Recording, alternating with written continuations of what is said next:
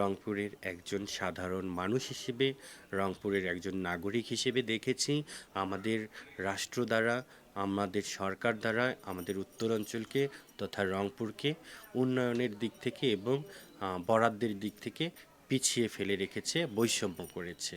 তো আমি আসলে আমাদের যে রংপুর নগরীর মানুষের কী কী প্রয়োজন, সেই প্রয়োজনগুলো অনুভব করতে পারি একেবারে সাধারণ মানুষ হিসেবে, যার কারণে আমি সেগুলো তালিকা করেছি, সেই তালিকা অনুযায়ী কাজ করতে চাই।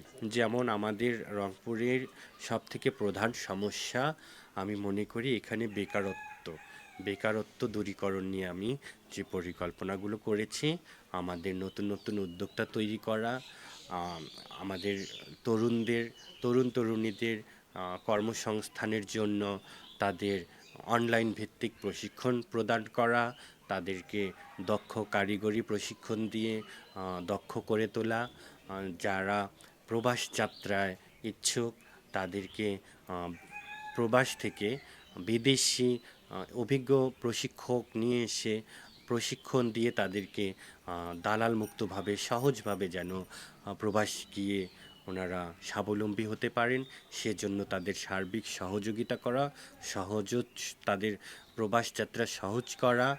এবং আমাদের রংপুরে যেহেতু একটা কৃষিভিত্তিক অঞ্চল, এখানে কৃষিভিত্তিক শিল্পসহ বিভিন্ন ছোট বড় মাঝারি শিল্প কলকারখানা গড়ে তোলা।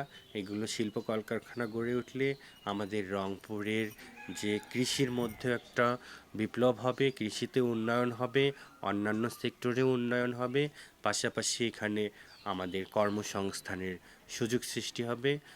আমাদের যত কর্মহীন তরুণ তরুণী রয়েছে তাদের সম্মানজনক টেকসই কর্মসংস্থানের সুযোগ তারা পাবে।